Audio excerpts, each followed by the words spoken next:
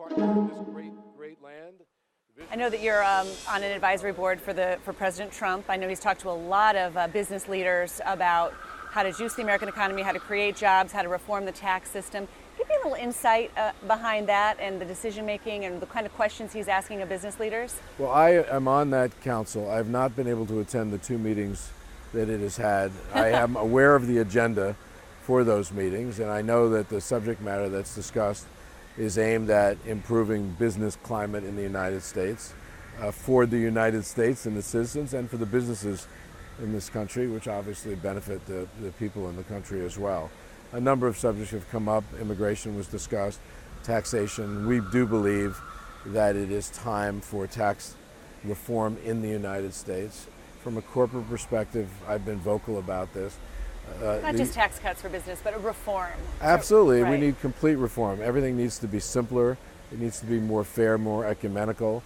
From a business perspective, we have the highest corporate tax rate in the world, and it needs to be lowered. It's interesting. People tend to jump to a conclusion about that. They think that, well, just so businesses can do better. Well, businesses doing better is good for the American economy. It's good for people. It's good for jobs. You mentioned immigration. Most CEOs I talk to don't agree with the president on his immigration policies and say so to him in those meetings.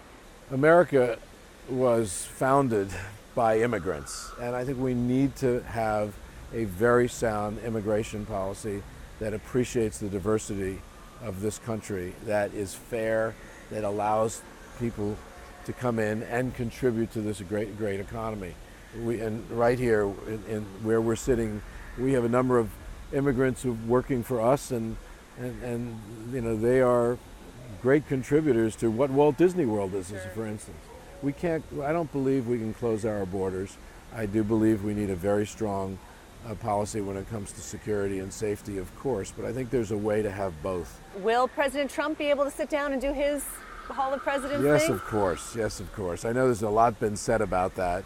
There's already a script that's been written for his team to edit. We're hopeful that at least by the first anniversary of his election, he'll be there with the 44 other presidents that preceded him. What does Bob Iger do next? Do you ever thought about politics? I never really dreamed of being the president of the United States, actually. I didn't dream about being the Disney. CEO of the Walt Disney Company. Well, I did have a discussion actually with the President Obama at one point and Mrs. Obama about who had the more fun job. They concluded that I did. I don't know if they're right or not. I haven't made any plans post-Disney. This is a full-time job.